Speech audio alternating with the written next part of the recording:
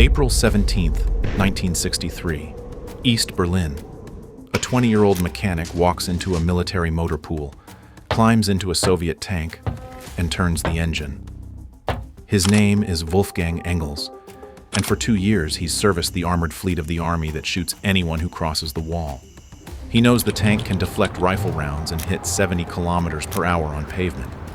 He also knows something the wall's architects never considered. No one imagined an attack from the inside using their own vehicle. He drives the stolen APC 20 minutes through downtown East Berlin, past police, past Stasi headquarters, and not a single person stops him. The entire police state parts like a curtain for the man about to ram its front door. Desertion is a capital crime. If the wall holds, he dies pinned inside. He has 100 meters and a single chance. What happens when 9 tons of Soviet steel hit the most fortified border on Earth? And who pulls him out alive when everything goes wrong? August 13th, 1961, Berlin. In a single night, East German soldiers roll barbed wire across streets, seal subway stations, and sever a city in half. Within weeks, the wire hardens into concrete. Guard towers rise, floodlights ignite. What emerges is not a wall, but a killing system. Layers of obstacles stacked between east and west, designed to make crossing on foot a death sentence. Picture it from the eastern side moving west. First comes the signal fence, rigged to trigger alarms the instant it's touched. Beyond that stretches the death strip, raked sand designed to show footprints, laced with tripwire flares, covered by overlapping fire from watchtowers on every flank. Anti-personnel mines buried between parallel steel fences, a V-shaped anti-vehicle trench lined with concrete slabs, designed to flip any car or truck that tries to charge through. Behind all of that are the open streets of West Berlin. Close enough to see, far enough to die reaching. From the outside, the wall looks unbreakable. From the inside, it is something worse, a prison that locks in its own guards. Every night, teenage conscripts man those towers in pairs, and the pairing is the point. No soldier works alone. Each sentry watches his partner as much as the fence, because either one might report the other to the Stasi. The Ministry for State Security monitored border troops more intensely than almost any other group in East Germany. Soldiers were sorted into categories: loyal, uncertain, disloyal, and rotated constantly, so no friendships could take root. Even their families were screened before assignment. The wall did not merely face west. Its gaze turned inward, pressing down on the very men holding the rifles. Into this system walked Wolfgang Engels, not as a guard, but as a wrench turner. Born in 1943 in Dusseldorf, his mother was a devoted communist who relocated the family to the east after the war and later worked for the Stasi. Engels grew up saturated in socialist ideology. By his late teens, he was a civilian mechanic for the National People's Army in East Berlin, servicing the trucks and armored vehicles that other soldiers used. His hands stayed dirty with engine grease, not blood, but that did not mean the wall left him alone. What does it do to a person to live inside a system built on captivity, even if you are not the one holding the gun? Engels worked 8-hour shifts in the motor pool, hands black with diesel, turning wrenches on vehicles designed to enforce the border. Off-duty, he wore civilian clothes whenever possible, trying to pass as someone who had nothing to do with the army. But there was no separation. He watched colleagues leave for border duty and come back hollow, heard stories of tunnels that ended in gunfire, of families ripped apart overnight, of men his age shot in the back 50 meters from freedom. Every successful escape attempt carried a body count. Every failed one fed the regime's propaganda machine. And every morning he walked past the wall on his way to work, reminded that the country he fixed engines for would kill him if he tried to leave it. By 1962, something inside him had cracked. Someone, the sources do not say who, managed to convince Engels that the socialist paradise he had been raised to believe in was a lie. The realization did not arrive like a thunderclap. It seeped in the locked borders, the informants in every apartment block, the neighbors who vanished. He began to see the wall not as protection from the West, but as a cage built around 20 million people. And he was one of them, servicing the machinery that kept the cage locked. If you're getting something out of this story, take a second to subscribe. It costs nothing, and it means this kind of deep dive keeps showing up in your feed. Here is the cruel irony of Engels's position as a mechanic. He knew the Army's vehicles better than most soldiers did. He knew their weight, their speed, their armor thickness. He knew which ones could stop a rifle round and which ones could not. That knowledge, meant to keep him useful to the regime, was about to become the regime's worst vulnerability. But knowing what a vehicle can do is not the same as having a plan. So what finally pushed a cautious young mechanic past the point of no return, and how did he settle on the most reckless escape method anyone had ever attempted? By early 1963, Engels is 20 years old and running out of patience. The wall has stood for a year and a half. Every month it grows more elaborate, more wire, more mines, more dogs. People still try to escape through tunnels, in car trunks, under trains. Some make it, many do not.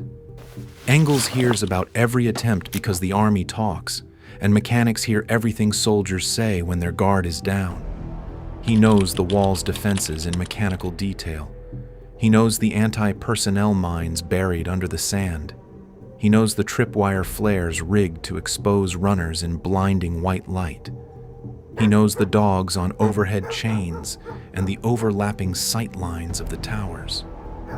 He has studied the anti-vehicle trench dug on the western approach, designed to stop NATO armor from crashing in. But on the eastern side, the street runs right up to the concrete. The planners built the wall to stop people running west on foot. They built the trench to stop vehicles coming east from the Allied side. They never imagined one of their own vehicles attacking from inside. That gap lodges in Engels's mind like a splinter. A runner gets spotted in seconds and shot in the back. A tunnel takes months to dig and can be betrayed by a single informant. But a heavy armored vehicle, launched from the east side at full speed, it would cross the death strip in seconds, absorb rifle fire, and hit the wall with 9 tons of momentum. The cinder blocks were strong against picks and bare hands, but were they strong against military steel at 70 kilometers per hour? The idea is insane, and he admits this to himself, but quitting is not an option either. Desertion from a military post is a capital crime. If he simply vanished, the Stasi would hunt him. His family, his mother who brought him east, who works for state security, would pay the price. And every other escape route he can think of ends with the same image of a body in the sand under floodlights. So in his small flat, under a bare bulb, he starts planning.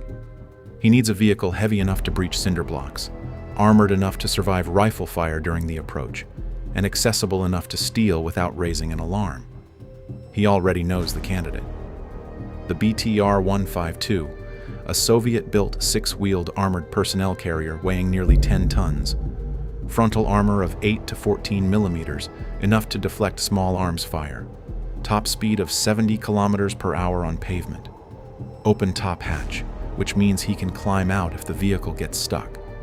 He has seen dozens of them on his base. He has watched the Army drivers operate them. In fact, he has already started befriending those drivers, letting them borrow his own vehicle in exchange for a chance to sit in the BTR's cab and learn the controls. Each favor is a rehearsal. By early April, his window arrives. May Day is approaching, the biggest holiday in the communist calendar. Military units across East Berlin are preparing vehicles for the parade. Security around the vehicle depots relaxes as personnel focus on rehearsals and logistics. More armored vehicles than usual sit parked and fueled, waiting for the celebration. Engels marks the date, April 17th. When the crews break for their midday meal, he will walk into the garage, start a brand new BTR-152, and drive it straight at the wall. He gives himself 100 meters of runway, roughly the length of a football field, to build enough speed to smash through a single layer of cinder blocks standing 3 meters high. It is a plan with no contingency.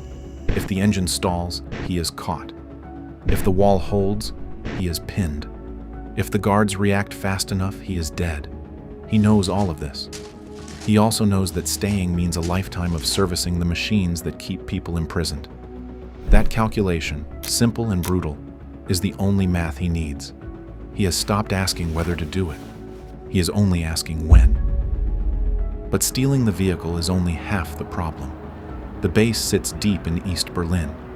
He has to drive a 9-ton armored carrier through city streets, past police, past checkpoints, past Stasi headquarters itself, without anyone realizing that the man behind the wheel is not on orders. How does a mechanic pull that off in broad daylight? And what does he do when he finally reaches the wall and realizes the plan has one flaw he never accounted for? April 17, 1963. East Berlin is buzzing with May Day preparations. Military vehicles shuttle between bases. Parade rehearsals tie up personnel across the city. Engels slips away from his duties at the NVA base on Friedrichsfelde, where rows of armored carriers sit parked in the motor pool. Engines cold, hatches open. He waits until the vehicle crews leave for their meal. The yard empties.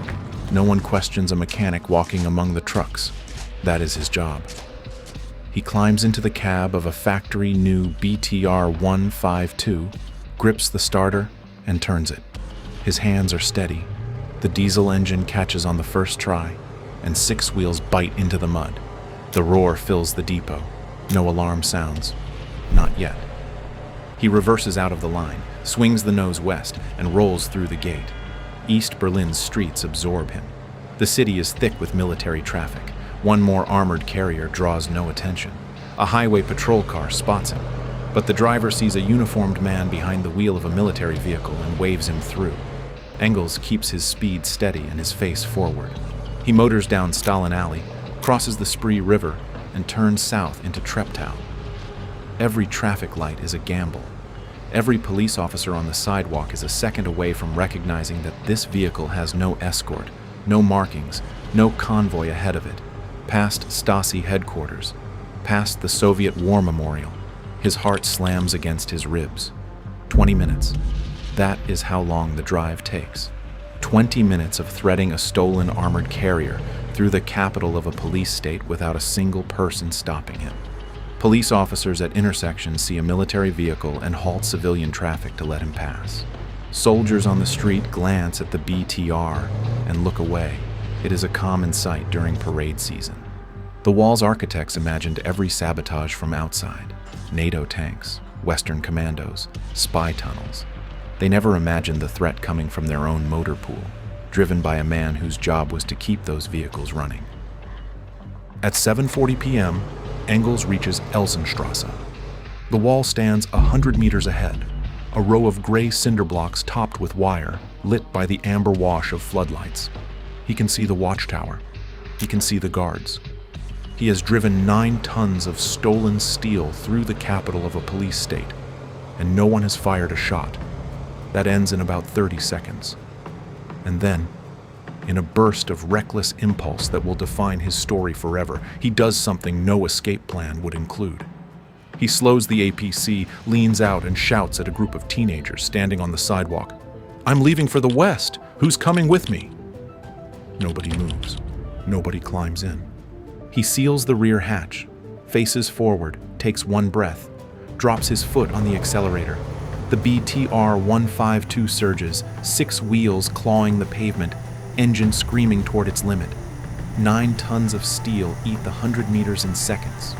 The wire snaps. The ditch disappears under the wheels. The wall fills the windscreen, gray, enormous, 3 meters of cinder block, and then the vehicle strikes it at full speed. Cinder blocks shatter. The front end punches through, halfway. Then the momentum dies. The engine screams. The wheels spin on rubble. The APC grinds to a halt, its nose poking through the far side of the wall, its body wedged in the breach like a cork jammed in a bottle. Silence. Then chaos. Dust hangs in the floodlights. Steam hisses from the cracked engine block. The wheels spin on rubble and find nothing to grip. And from the towers behind him, the first shots crack through the air. The vehicle that was supposed to carry him to freedom has become a steel coffin embedded in the very barrier he tried to destroy. He is stuck, and the guards are closing in. What does Engels do when his only exit is straight up through enemy fire?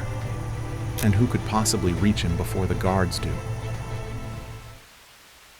Engels hauls himself up through the open top hatch. Smoke curls from the engine. Concrete dust coats everything. He cannot tell which side of the wall he is on. The APC straddles the breach, half east, half west. Below him, barbed wire coils across the rubble. Above, the floodlights blaze. The guards open fire. Rifles crack from the watchtower and from ground positions along the strip. Rounds punch into the hull, spark off the armor, wind past his head. He is fully exposed from the waist up. 2 bullets hit him. One collapses his left lung, the other shreds his left hand. Pain whites out his vision.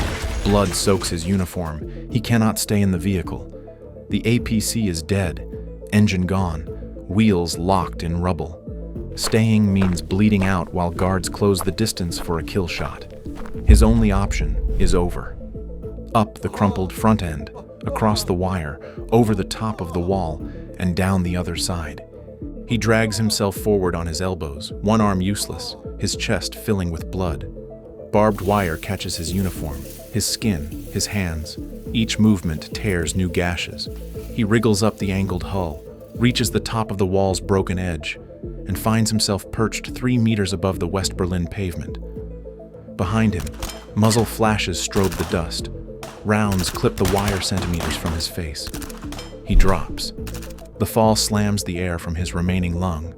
He lands on the western side of the wall, crumpled, bleeding from a dozen wounds, barely conscious. But he is across. The East German guards keep firing, rounds smacking the western face of the wall above his head. Stone fragments rain down. He cannot move. Then the drinkers arrive, and what happens next is something no escape plan could have scripted. Across the street from the breach sits the Heidelberger Krug, a neighborhood bar on Heidelberger Strasse. Inside, a group of men are deep into an evening drinking session. They hear the crash. They hear the gunfire. They rush outside and see a young man tangled in wire at the base of the wall, blood pooling on the pavement, bullets chipping the concrete above him. They do not hesitate. Several men sprint into the open, form a human ladder against the wall's western face, and pull Engels free from the wire. A West German policeman stationed nearby sees the firefight and draws his pistol. He fires back at the East German guards, forcing them to duck, buying seconds. Stray rounds and stone fragments shower the western side, close enough to hit the policeman himself. Under that cover, the men drag Engels across the street and into the bar. They lay him on the counter. Someone rolls down the metal shutters. Blood soaks the wood. An old man tears off his belt and tourniquets Engels' shattered arm. Engels drifts in and out of consciousness. Voices swim around him, cursing, shouting, someone calling for an ambulance. He hears a child crying. He feels hands pressing on his chest, trying to stop the bleeding. Then he opens his eyes. He turns his head, and he sees the liquor bottles lined up on the shelf behind the bar, Western brands. Heilemann pills, Berliner Kindle, labels he has never seen on the eastern side. Small things, ordinary things, the kind of thing a man notices when his brain finally accepts that he is not going to die today. In that instant, he knows. He has made it. In his first words, he asks for a cognac. The bartender wisely refuses. Alcohol would thin his blood and accelerate the bleeding. An ambulance arrives. By dawn, Engels is on an operating table at a West Berlin hospital, where surgeons repair his collapsed lung and extract shrapnel from his hand. By coincidence, the eminent surgeon who operates on him is already at the hospital being treated for his own broken leg. Engels spends 3 weeks recovering. He is 20 years old, weighs perhaps 60 kilos, and has 2 bullet wounds, a collapsed lung, and dozens of wire cuts. He is alive. When he is well enough to stand, he travels to Dusseldorf, the city where he was born, the city his mother carried him away from as a child. He walks streets he has not seen since he was a boy. For the first time in years, no one is watching him. But what is the regime doing on the other side of the wall, and what price will the people closest to him pay for his freedom? The morning of April 18th, East German state media reports repair work on the wall, near Treptow. No name, no escape, no armored vehicle. The regime patches the breach, tows the wrecked BTR 152 away, and pretends nothing happened. Behind closed doors, the Stasi launches an investigation into the security failure that allowed a civilian mechanic to steal a military vehicle and drive it through the capital unchallenged. They consider an abduction operation to snatch Engels from the West and charge him with desertion. The plan lingers for years. Engels will not learn about it until after reunification. The person who pays the steepest price for his freedom is the one who gave him life. His mother, the devoted communist who brought him east, who worked for the Stasi, formally disowns him. She denounces his escape as treason. Every letter he sends home goes directly to state security. Every phone call ends with a click. For 27 years, Wolfgang Engels does not see his mother. They will not meet again until 1990, after the wall falls and the charges against escapees are dropped. When they finally sit together, she is glad enough to see him, but they do not talk about what happened. Engels settles in the small town of Soltau in Lower Saxony. He becomes a teacher of biology and history. A man who once fixed the engines of a police state now stands in front of classrooms explaining how the world works. He does not talk about what he did. For years, most of his students have no idea that the quiet man at the front of the room once drove a stolen tank through the Berlin Wall. He never meets the soldier who shot him, though he expects to in 1990 when the man is tried and acquitted in a wave of cases against border guards who fired on escapees. Engels later remarks that he is simply grateful the guard did not switch his Kalashnikov to automatic. Stand back from the story, and the shape of it becomes clear. The Berlin Wall was not breached that night by sappers, diplomats, or NATO armor. It was cracked by a single mechanic who turned the state's own weapon against its own barrier. Engels did not sneak beneath the wall through a tunnel. He did not bluff his way through a checkpoint. He stole 9 tons of Soviet steel and rammed it through the front door. The regime had imagined every possible threat from outside. It never imagined the threat sitting in its own garage. The wall stood for another 26 years. Hundreds more people tried to cross it. At least 140 died. The regime rebuilt the breach within hours, replaced the single layer of cinder blocks with reinforced concrete, and eventually constructed the 4th-generation wall, a 3.6-meter slab of steel-reinforced concrete with a smooth pipe on top, engineered to deny even a fingertip grip. They learned from Engels. But on that April evening, something in the wall's mythology broke. The barrier that was supposed to be invincible had been pierced by a 20-year-old with a wrench and an engine, and nothing left to lose. The concrete was repaired by morning, but the crack in the story never was. That is the final lesson of Wolfgang Engels. The wall did not fall because of tanks or treaties. It fell because it depended on people, and people break faith. Every guard who looked the other way, every mechanic who memorized a vehicle's controls, every drunk patron who ran into gunfire to pull a stranger off the wire. They were the flaw the architects never designed against. The wall's builders trusted concrete. They should have worried about the men standing behind it. If you want to see how the U.S. Marshals arrested 101 murderers, drug traffickers, and armed robbers at once, without firing a single shot, by convincing them they'd won free NFL tickets and a VIP party, click here.